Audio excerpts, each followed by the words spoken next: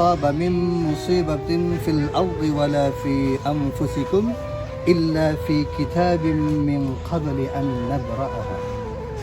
Tiadalah musibah yang terjadi di muka bumi ataupun yang terjadi pada dirimu illa fi kitabin, melainkan itu sudah tertulis di kitab, min qabli an nabra'aha, sebelum kami menzahirkan.